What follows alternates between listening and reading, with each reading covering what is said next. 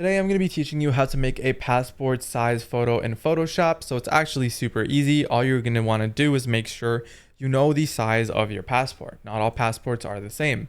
So as you can see, I'm in the US. A US passport photo must be 600 by 600 pixels to 1200 to 1200 pixels. And then there's like a couple other things as well. So we have a minimum and we have a maximum, and we have the aspect ratio, which is 1:1, which just means it's a box. Okay, it's just a square.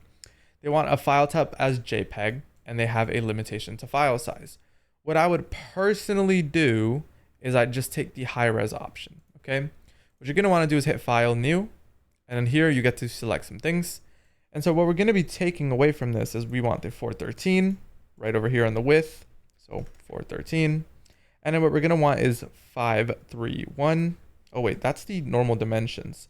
Let's use the high res option. 827. 827. And then we have 1063. 1063. But that's not a cube. That's kind of weird. I would say I would stick to one of these two. So let me do 600. Okay, we'll just do the minimum. But you get the point. We're basically just copying the dimensions from what they recommend. Alternatively, we'll also make sure it's a 1:1 ratio. So just make sure these two are the same number.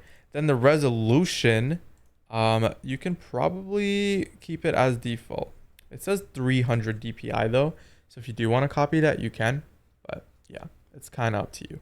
But these are the pixels that they use. So then you just press create, slap your photo on it, and you're good to go. If this is helpful, consider subscribing and leaving a like.